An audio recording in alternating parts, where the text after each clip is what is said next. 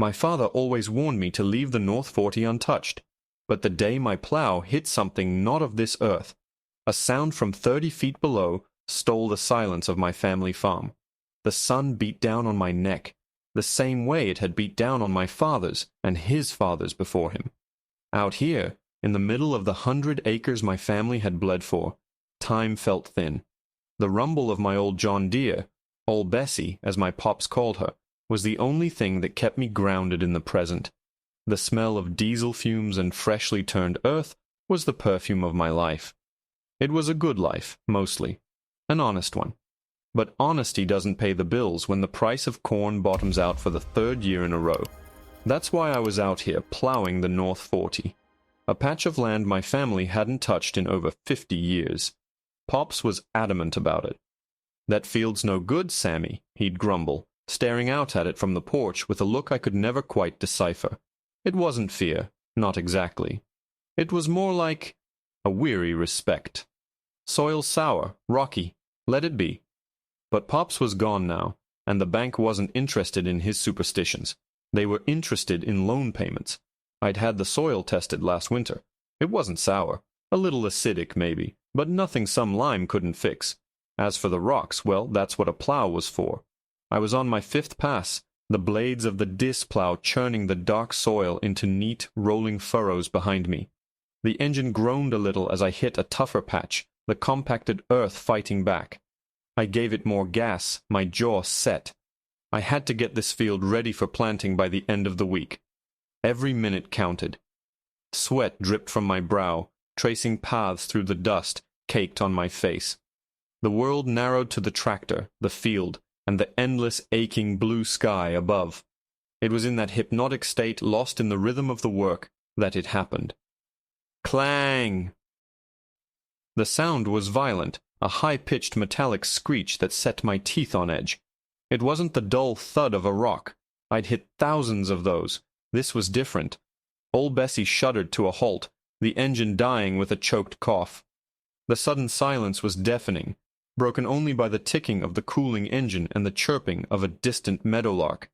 I was thrown forward, my chest hitting the steering wheel with a painful thump that knocked the wind out of me.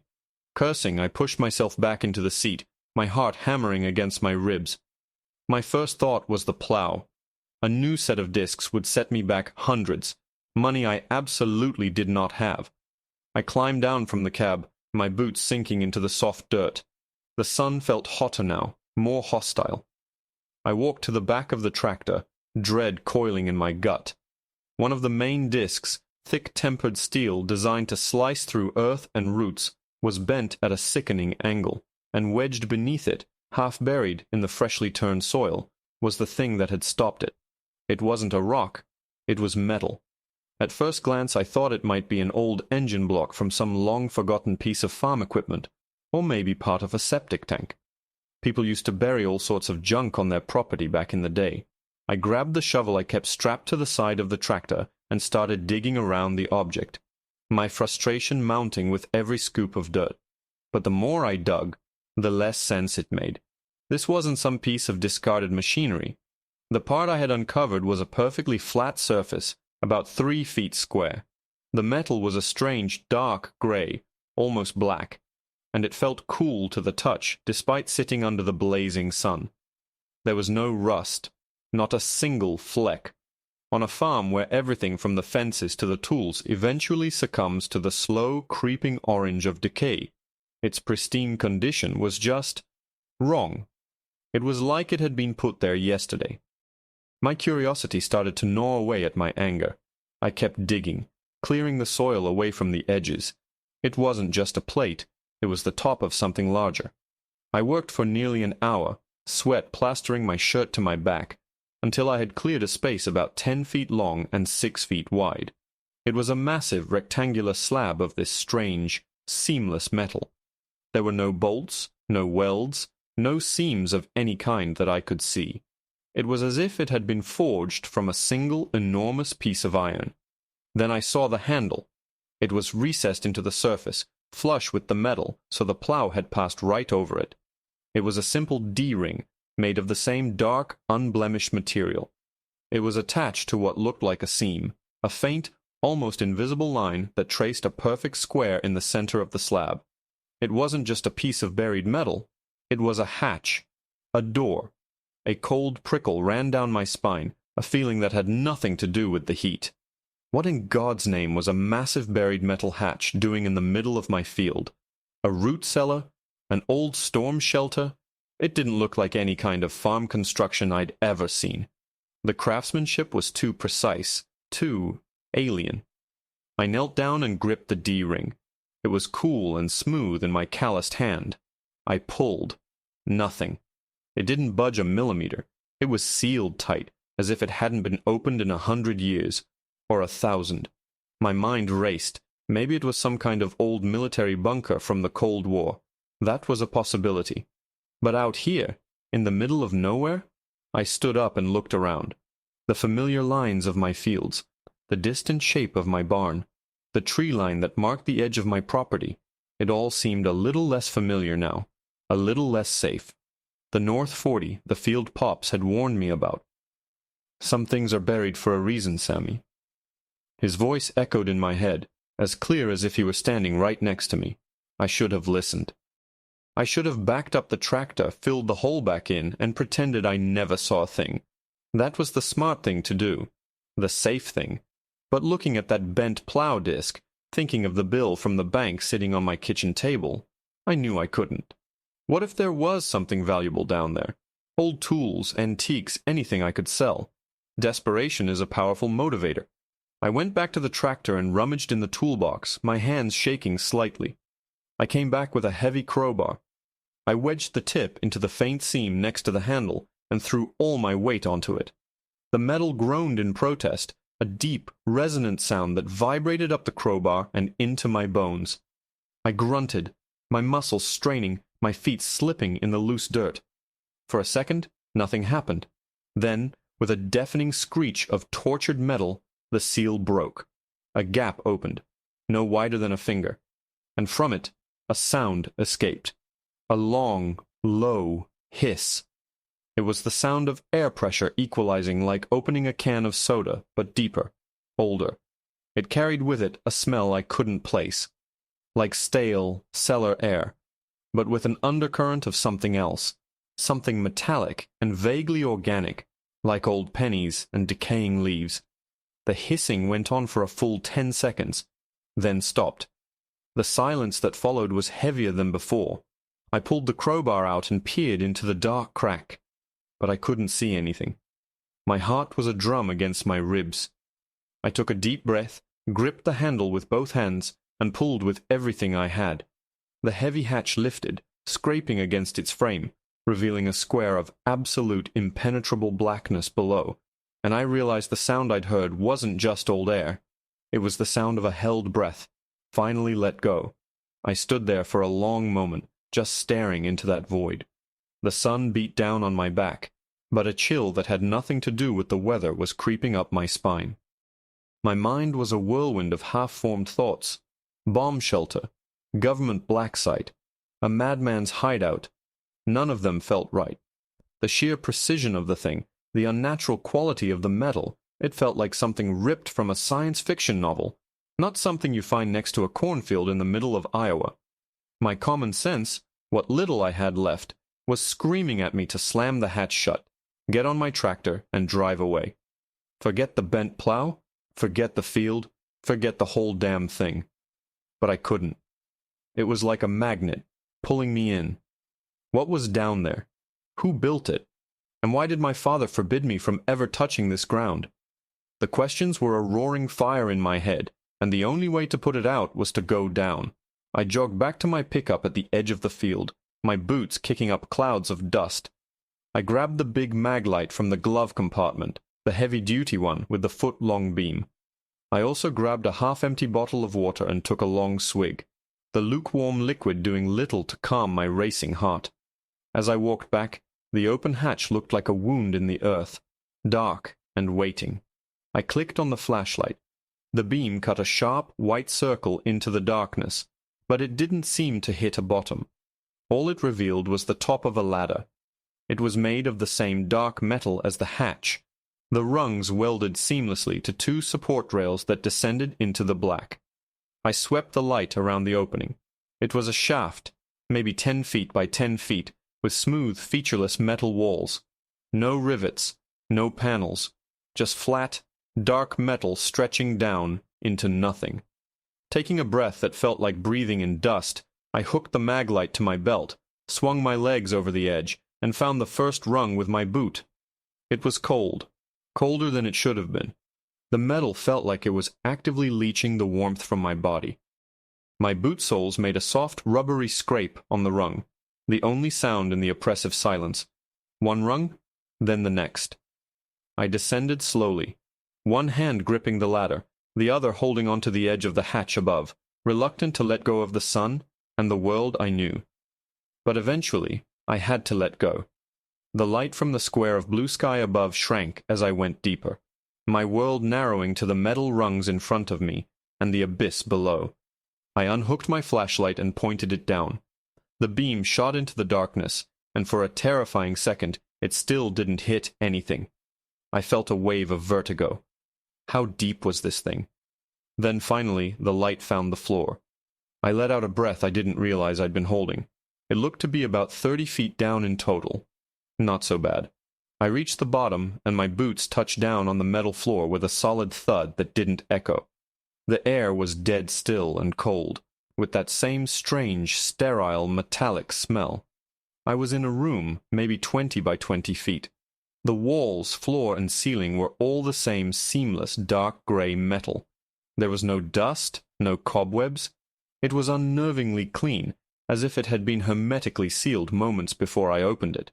In the center of the room was a single piece of furniture, a simple wooden desk and a matching chair. They looked completely out of place, like antique props on a futuristic movie set. I swept the flashlight around the room. There were no other doors, no windows, no visible vents, just the four walls, the floor, the ceiling, and the ladder I'd just climbed down. Where did the air I was breathing come from? I approached the desk cautiously, my footsteps sounding unnaturally loud in the silence. The wood was dark oak, sturdy and well made. On top of it sat an old-fashioned oil lamp, its glass chimney perfectly clean, and next to it a single, thick, leather-bound book. A journal. My hand trembled slightly as I reached for it. The leather was cool and supple. I opened it to the first page. The handwriting was elegant, precise cursive, written in faded black ink, and I recognized it immediately. It was my grandfather's. I'd seen it on old letters and birthday cards he'd sent me as a kid. A wave of dizziness washed over me, and I had to put a hand on the desk to steady myself. My grandfather Arthur had died when I was 10. He was a farmer, just like my dad, just like me. A simple, quiet man who loved the land. What in the hell was he doing with a secret underground bunker? I started reading. The first few entries were dated 1968. They were normal, what you'd expect from a farmer. Notes on rainfall, crop yields, the price of soybeans. But then, about a dozen pages in, the tone changed. October 12th, 1968.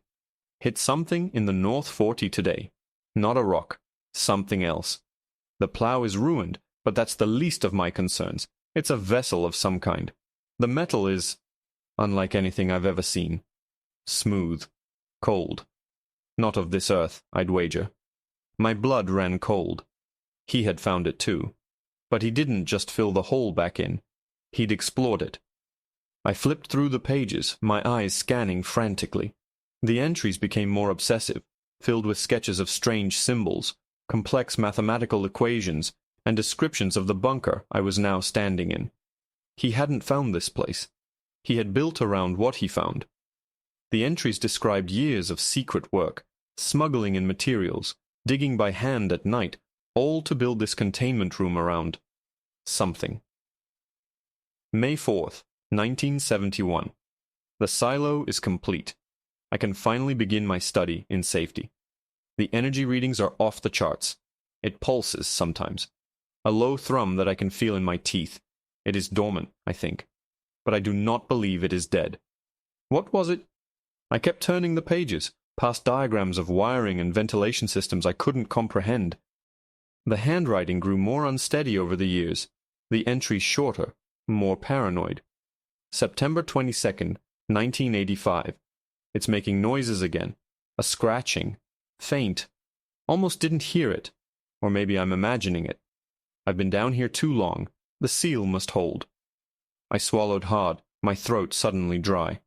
The flashlight beam trembled in my hand. I flipped towards the end of the journal, to the last entry. The handwriting was a barely legible scrawl. The ink smudged as if written in a frantic hurry. The date was October 30th, 1988, just 2 weeks before he died of what the doctors called a massive heart attack. It knows. I don't know how, but it knows I am here. The scratching is constant now. The metal of the inner door is groaning. I made a mistake coming down. I have woken it up. I have to get out and seal the hatch for good. I pray it is enough. I pray it never learns how to open the second door. Forgive me, Thomas. Forgive me, Sammy. My name. He had written my name. I felt a sudden suffocating pressure in my chest. A second door? I lifted the flashlight from the page and swept it across the wall behind the desk, the one I'd had my back to this whole time, and my heart stopped. It wasn't a solid wall. There was a seam, a perfectly circular line about 8 feet in diameter, so faint I hadn't noticed it before. It was another door, an inner door, and as the beam of my flashlight fell upon its center, I heard it. A soft, wet, scraping sound from the other side. The sound was faint, but in the dead silence of the metal room it was as loud as a scream. Scrape, drag, scrape. It was rhythmic and sickeningly organic. It wasn't metal on metal. It was something soft and heavy being dragged across the floor on the other side of that circular door. My grandfather's final frantic words echoed in my ears. The scratching is constant now. The metal of the inner door is groaning. My blood turned to ice water in my veins. The flashlight felt impossibly heavy, my hand shaking so badly the beam danced across the metallic wall, making the circular seam seem to ripple and warp. I took a step back, my boot scuffing the floor. The sound on the other side stopped. Dead silence, the kind of silence that's full of listening. My own breathing sounded like a hurricane in my ears.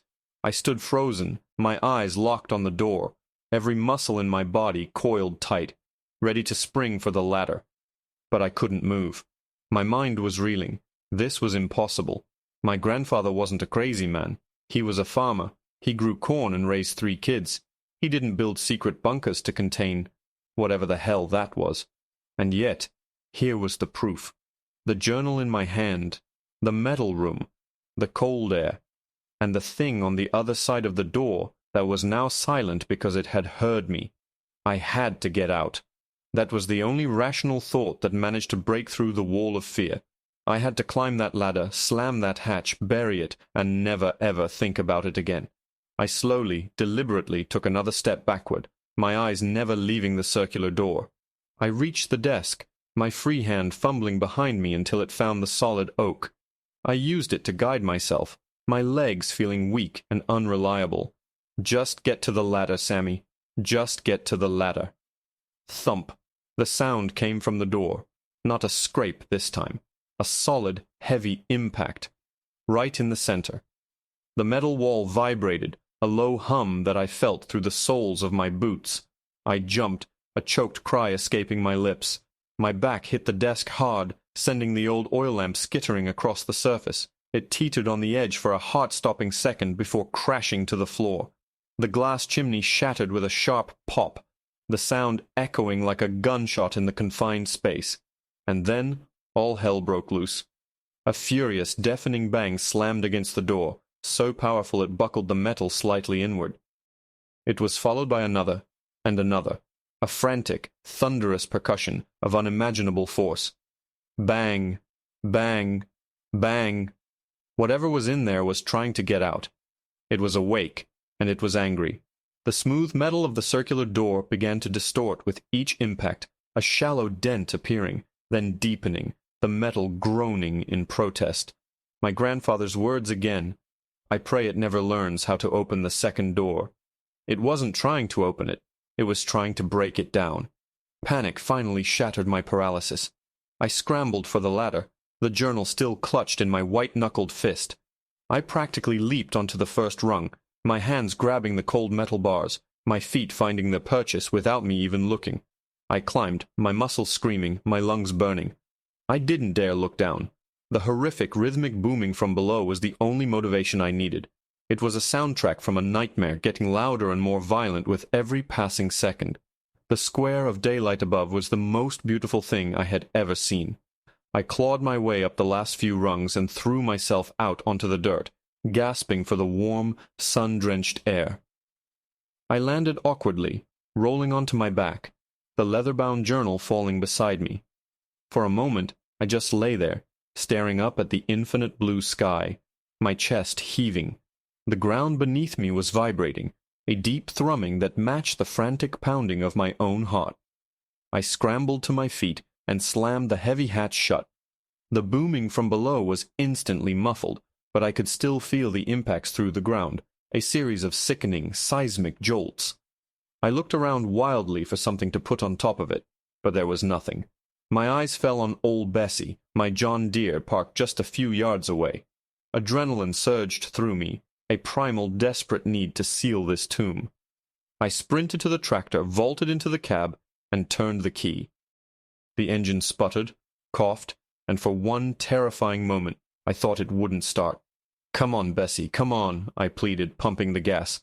Finally, with a roar and a plume of black smoke, the old engine caught. I threw it into gear and drove it forward, positioning the massive machine directly over the metal slab. I angled it so the front axle and the heaviest part of the engine block were sitting right on top of the hatch. It was the heaviest thing I owned. It would have to be enough.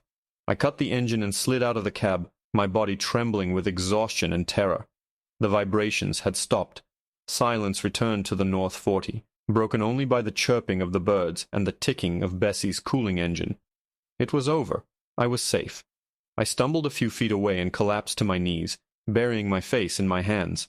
The image of that dented metal door, the sound of that furious pounding, was burned into my brain. What was it? An animal? Something else? My grandfather had called it a vessel.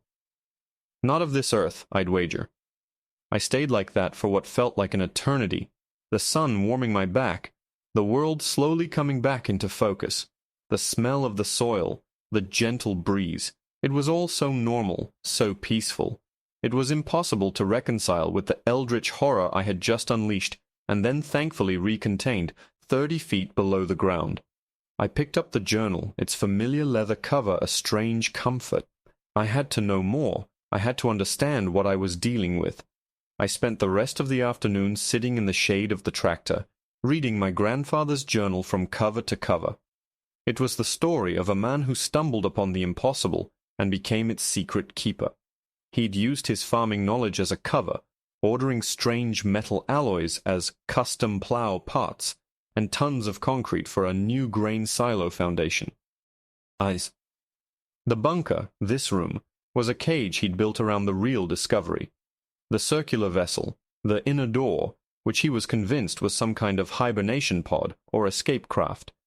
He wrote of strange energy fluctuations that would make his hair stand on end, of low-frequency sounds that gave him migraines, of dreams filled with alien landscapes and shrieking metallic voices. He had become obsessed and then terrified. The final entries were almost incoherent, a portrait of a man losing his mind, convinced that the dormant thing inside was waking up, that it was communicating with him, learning from him, learning about us. As the sun began to set, casting long shadows across the field, I finished the last page. My grandfather hadn't just died of a heart attack. He had died in that field, right next to the sealed hatch, his hand outstretched towards it. My father had found him. He never spoke of it, but now I understood the look in his eyes when he warned me away from the North 40. He must have known, or at least suspected. He must have found the journal. But if he had, why leave it in the bunker? Why not destroy it? A thought struck me, cold and sharp. I flipped back through the last few pages, looking at the frantic scrawl. There was a section I had skimmed over in my panic. My grandfather had been trying to figure out how the vessel worked. What powered it? He'd written about a power source, something he couldn't access but could detect, deep beneath the vessel itself. He theorized that it was this power source that was keeping the thing inside alive, and that it was drawing its energy from geothermal heat. But there was a failsafe, a way to shut it down. "There is an external conduit," he wrote. "A terminal. I traced it. It runs north about 50 yards from the primary hatch. It terminates in a control unit. It requires a key, a specific, complex input. Without it, the unit is just a dead box. But if the power could be cut, I am certain the vessel would go dormant again. Truly dormant. The key. God, the key." The rest of the paragraph was a mess of diagrams and symbols I didn't recognize. 50 yards north. My eyes lifted from the page and scanned the plowed field. The sun was low on the horizon now, painting the sky in shades of orange and purple. 50 yards. I started walking, my heart beginning to hammer against my ribs again. I counted my paces, my eyes glued to the ground.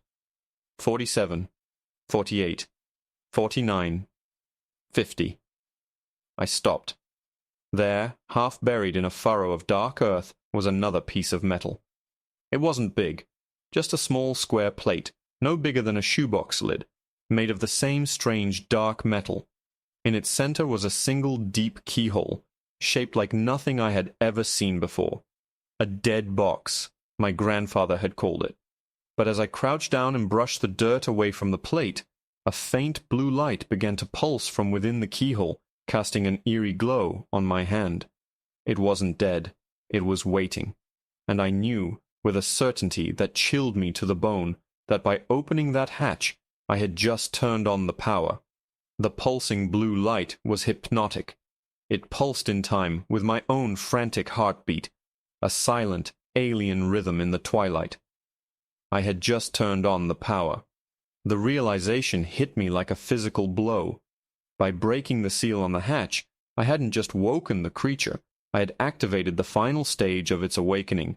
The bunker wasn't a cage, it was an antechamber. And this glowing keyhole was the ignition. My grandfather's failsafe was now a countdown clock. I scrambled back to the tractor, grabbing the journal. I frantically flipped to the last page, to the diagrams my grandfather had drawn. They weren't just random symbols. It was a sequence, a series of shapes and lines he had sketched next to the words, "the key." He hadn't found a physical key. He'd been trying to figure out the code, and below the drawings a single chilling sentence I'd missed in my earlier panic. It showed me in my dreams. I think it wants me to open it. The thing in the ground hadn't just been scratching. It had been communicating, pushing images into my grandfather's mind, trying to trick its jailer into becoming its savior. And it had almost worked. It had driven him mad, killed him. But he had resisted. He had fought it, right up until the end. He hadn't left the journal in the bunker by accident. He'd left it for the next person who stumbled upon his terrible secret. He'd left it for me. My hands were slick with sweat as I looked from the journal to the glowing keyhole. I had a choice. I could run. I could get in my truck, drive away, and leave this nightmare for someone else to find, years or decades from now. But I couldn't. This was my land, my family's legacy. This creature had taken my grandfather, and it had haunted my father his entire life. It ended here, tonight. I tore the page with the diagrams from the journal. Back at the control unit, I knelt in the dirt, the blue light illuminating the complex shapes on the fragile paper. It wasn't a keyhole in the traditional sense. It was a recessed interface, a smooth, dark surface. As my hand got closer, the light brightened, and a holographic display shimmered to life just above the plate, projecting a grid of alien symbols. They matched the ones in the journal. My heart pounded. This was it. My grandfather's diagrams weren't the key itself, but his attempt to decipher it. He had scribbled notes next to them. 3 cycles. Mimics stellar drift. The big one is a lie. It was cryptic. Insane. But it was all I had. I took a deep, shaky breath and touched the first symbol on the holographic grid, matching the first one in my grandfather's sequence. The symbol glowed brighter, and a low hum started, vibrating up from the ground. So far, so good. I pressed the second symbol, and then the third. With each correct press, the hum grew louder, more intense, and then I got to the fourth symbol in the sequence, the one he had labeled. The big one is a lie. In his sketch, it was a large, complex glyph, the centerpiece of the pattern, but he had drawn a faint X through it. The creature had tried to trick him, slipping a self-destruct command for the containment field into the startup sequence. It wasn't trying to power up a ship. It was trying to break out of its prison. My blood ran cold. If I had followed the sequence it had shown him, I would have just opened the inner door myself. I looked at the grid. There was another symbol, a smaller, simpler one, that my grandfather had circled and drawn an arrow to, with the note, "True Path." I ignored the large, tempting glyph on the display and pressed the smaller one. For a moment nothing happened. Then the holographic display flashed a blinding white, and the hum from the ground changed pitch, dropping into a deep, guttural groan. The blue light in the keyhole turned a furious, angry red. I'd made the right choice, or the wrong one. Back at the tractor, a sound ripped through the quiet evening, the shriek of tearing metal. I spun around, my blood freezing. The hatch, the massive 3-ton steel hatch beneath my tractor, was buckling upwards. Old Bessie was being lifted into the air, tilting at a horrifying angle, its heavy wheels rising from the dirt. The thing below was pushing, using the last of its power in a final, desperate attempt to break free. "No," I whispered, my voice hoarse. "No, you don't." I sprinted back to the control unit. The red light was pulsing frantically now. I still had to complete the sequence. My grandfather's notes showed 2 more symbols. My fingers flew across the holographic display, sweat dripping from my forehead onto the glowing symbols. I pressed the last one. The effect was instantaneous and absolute. The roaring from the ground stopped. The red light in the control unit blinked once, twice, and then went out. The holographic display vanished. A profound, unearthly silence fell over the field. A moment later there was a deafening crump, as old Bessie slammed back down onto the earth, crushing the hatch beneath its full weight. The silence that followed was the deepest I have ever known. It was the silence of a tomb. I had done it. I hadn't just powered it down. I had cut the connection. I had pulled the plug. I stayed there on my knees for a long time, my body shaking with the aftershocks of adrenaline. Eventually I pushed myself to my feet. The field was quiet. The moon was rising, casting a pale silver light over the land. It looked just like any other field on any other night. Peaceful. Normal. I walked back over to the tractor. It was dented and scarred, but it had held. Beneath it, the hatch was twisted and bent, but it was sealed. Sealed for good this time. The next day, I called a friend of mine who runs a concrete business in town. I told him I'd found an old, unstable well on my property and needed it filled, no questions asked. He brought his truck out that afternoon. We watched as ton after ton of wet, gray concrete poured into the hole I had re-excavated around the hatch, burying the tractor along with it. Old Bessie had been with my family for 50 years. It felt right that she should stand guard for eternity. When it was done, there was just a huge gray slab in the middle of my field. A gravestone. I paid my friend in cash and he drove away, shaking his head at the crazy farmer who'd just entombed his prize tractor. I never told anyone the truth. Not my wife, not my kids. How could I? But the bank got their money. The price of corn went up that year, and the North 40, once planted, yielded the best crop I'd ever seen. It was as if the land itself let out a sigh of relief, finally able to breathe after a century of holding a dark and terrible secret. I still have the journal. I keep it locked in a safe, a reminder of my grandfather, and of the night I stood at the edge of the abyss and chose to close it. Sometimes on clear nights I walk out to the edge of the North 40.